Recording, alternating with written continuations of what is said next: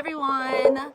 I'm going to read, if I can get my phone working, I'm going to read, okay, I think that works. I'm going to read another chapter of Pippi. We're getting towards the end. This is super exciting. Okay, chapter 10, Pippi acts a lifesaver. One Sunday afternoon, Pippi sat wondering what to do. Tommy and Annika had gone to a tea party with their mother and father, so she knew she couldn't expect a visit from them. The day had been filled with pleasant tasks. She had got up early and served Mr. Nilsson fruit juice and buns in bed. He looked so cute sitting there in his light blue nightshirt, holding the glass in both hands. Then she had fed and groomed the horse and told him a long story of her adventures at sea. Next, she had gone into the parlor and painted a large picture on the wallpaper. The picture represented a fat lady in a red dress and a black hat. In one hand she held a yellow flower, and in the other a dead rat. Pippi thought it was a very beautiful picture. It dressed up the whole room. Then she had sat down in front of her chest and looked at all her birds' eggs and shells, and thought about the wonderful places where she and her father had collected them, and about all the pleasant little shops all over the world where they had bought the beautiful things that were now in the drawers of her chest. Then she had tried to teach Mr. Nilsson to dance the Scottish, but he didn't want to learn.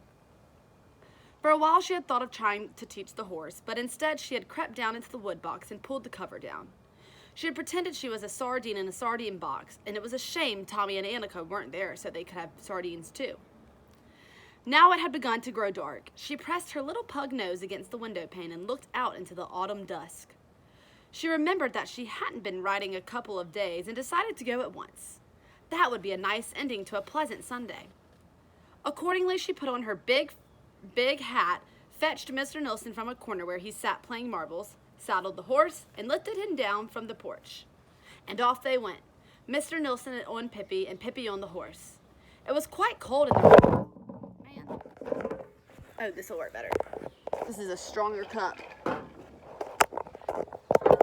Okay. Let me start over. It was quite cold and the roads were frozen, so there was a good crunchy sound as they rode along. Mr. Nilsson sat on Pippi's shoulder and tried to catch hold of some of the branches of the trees as they went by, but Pippi rode so fast that it was no use.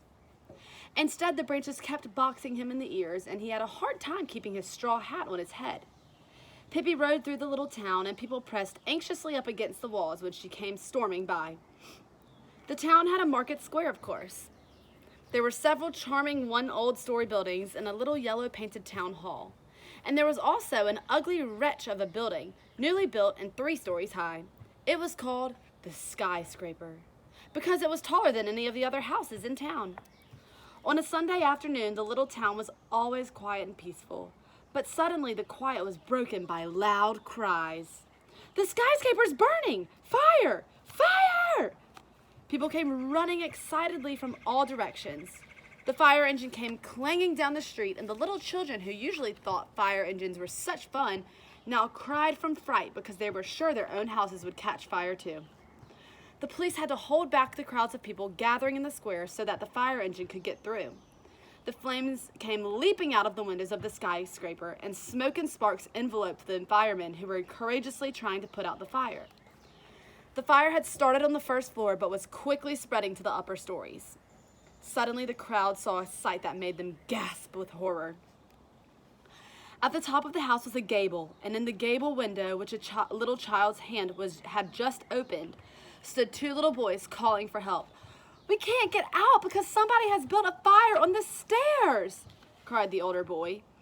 He was 5 and his brother a year younger. Their mother had gone out on an errand, and there they stood, all alone. Many of the people in the square began to cry, and the fire chief looked worried. There was, of course, a ladder on the fire truck, but it wouldn't reach anywhere near to the little boys. To get inside the house to save the children was impossible. A wave of despair swept over the crowd. Ugh.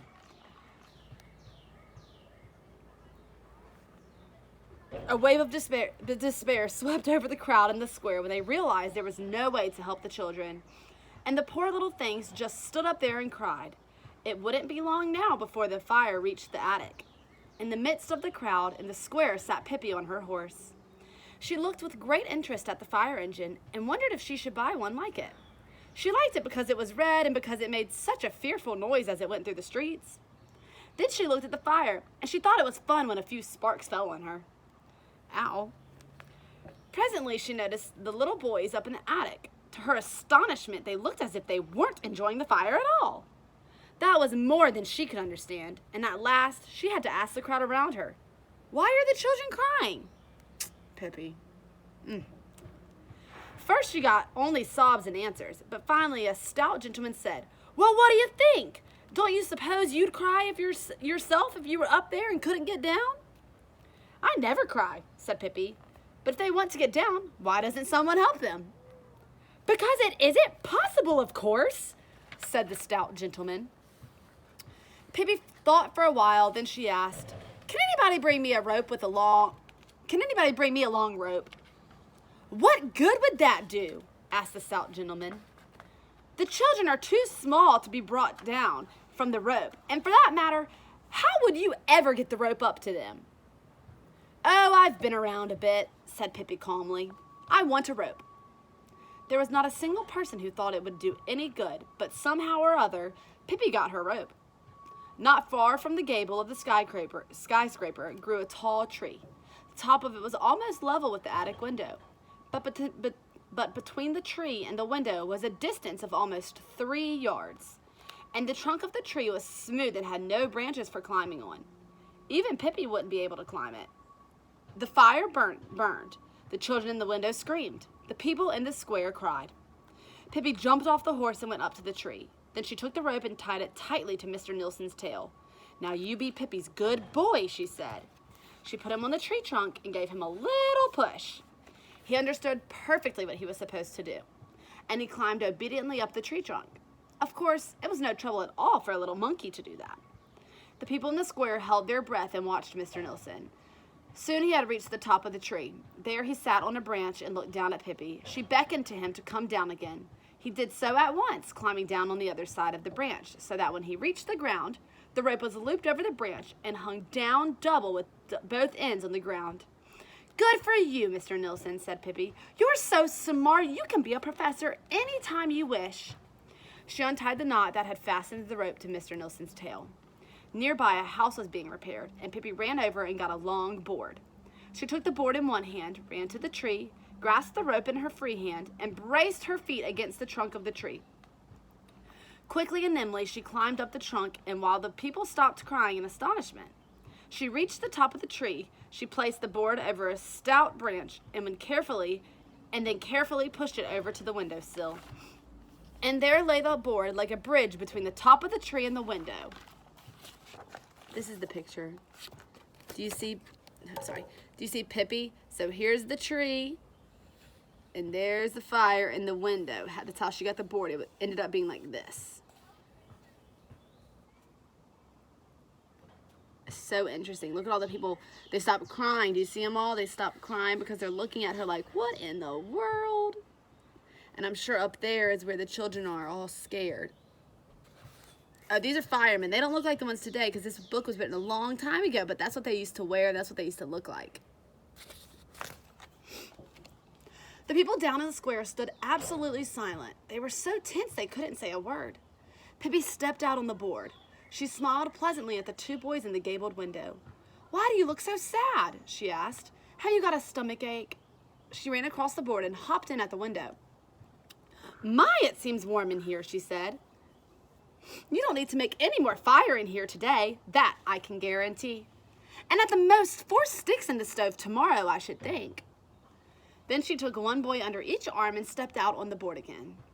"Now you're really going to have some fun," she said. "It's almost like walking the tightrope." When she got to the middle of the board, she lifted one leg in the air, just as she had done at the circus. The crowd below gasped, and when a little later Pippi lost one of her shoes, several old ladies fainted. However, Pippi reached the tree safely with the little boys. Then the crowd cheered so loudly that the dark night was filled with noise, and the sound drowned out the crackling of the fire. Pippi hauled up the rope, fastened one end securely to a branch, and tied the other one around one of the boys. Then she let him down slowly and carefully into the arms of his waiting mother, who was beside herself with joy when she had him safe. She held him close and hugged him with tears in her eyes. But Pippi yelled, "Untie the rope, for goodness sake! There's another kid up here and he can't fly either." So the people helped to untie the rope and free the little boy. Pippi could tie good knots, and she could indeed. She had learned that at sea. She pulled up the rope again, and now it was the second boy's turn to be let down. Pippi was alone in the tree. She sprang out on the board, and all the people looked at her and wondered what she was going to do. She danced back and forth on the narrow board. She raised and lowered her arms gracefully and sang in a hoarse voice that could barely be heard down in the square. "The fire is burning, it's burning so bright. The flames are leaping and prancing. It's burning for you, it's burning for me, it's burning for all who are dancing." She sang, she danced more and more wildly until many people covered their eyes in horror, for they were sure she would fall down and kill herself. Flames came leaping out of the gable window, and in the firelight people could see Pippi plainly. She raised her arms to the night sky, and while a shower of sparks fell over her, she cried loudly, "Such a jolly, jolly fire!" She took one leap and caught the rope. "Look out!" she cried, and came sliding down the rope like greased lightning. Three cheers for Pippi Longstocking. 3 cheers for Pippi Longstocking. "Long may she live!" cried the fire chief. "Hip, hip, hooray! Hip, hip, hooray! Hip, hip, hooray!" cried all the people 3 times. But there was one person who cheered 4 times. It was Pippi Longstocking. Of course. Okay, so that was chapter 10. So next time I read with y'all, it'll be chapter 11. And I think that's the last chapter. I'm double checking. Yes, it is. Oh my gosh, I cannot believe we're almost finished. We'll start a new one though, because I have a new one that I really want to read too. Okay, so after chapter 11 is called Pippi Celebrates Her Birthday. Here she is. That's the next chapter. Ugh. Seems like it's almost blurry. Can I see it now? Regardless, that's her. Okay, so I'll come back on another video and I'll be reading y'all chapter 11. In the meantime, y'all be thinking about what you think chapter 11, Pippi Celebrates Her Birthday, is going to be about. What silly thing do you think she's going to say and do next?